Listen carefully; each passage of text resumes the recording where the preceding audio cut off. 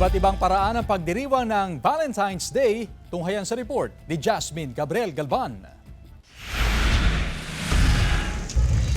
Ngayong Valentine's Day, tunay nga na ipinaramdam ng ilang Pinoy ang wagas nilang pagmamahal sa kanilang mga iniirog sa iba't ibang paraan. Gaya ng mag-asawang Johnny at Helen De Vera mula sa Dagupan City. Maaga silang nagtungo sa simbahan para sabay na manalangin at ipagpasalamat ang biyayang tatanggap mula sa Panginoon. Gayon din ang panalangin ng pasasalamat sa matibay na pagsasama na pinatatag ng kanilang pagmamahalan sa isa't isa. Nagpapasalamat po sa ating Diyos para yung pagmamahalan buong buo. Yeah, oo. Opo. So, gaano niyo kamahal si ma'am? Gaano ka-special si ma'am?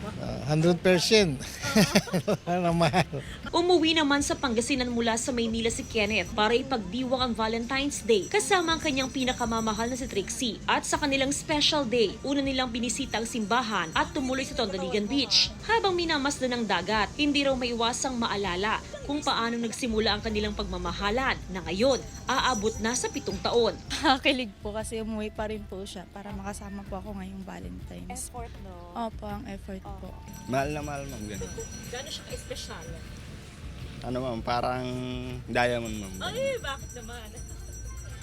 Kasi ano, ma'am, mahalaga, ganun. Iba-iba man ang pamamaraan ng selebrasyon ng Valentine's Day ng ating mga kapuso, isang bagay raw ang hindi dapat mawala sa isipan ng bawat isa, na ang Diyos ang unang umibig at nagmahal sa atin. Ayon sa simbahang Katolika, tunay o wagas ang pag-ibig kung kaya mong mahalin, maging ang mga taong hindi deserve o hindi nararapat para sa pagmamahal mo. Napaka-importante talaga ang pagmamahal, kumbaga part na ng buhay natin yan. And of course bilang pare, bilang sa simbahan, yan po palagi ang hina-highlight po natin, na kung saan nanggagaling ang tunay na pagmamahal natin sa Diyos. Kasama si Jing Dakanay, Jasmine Gabriel Galvan, One North Central Luzon.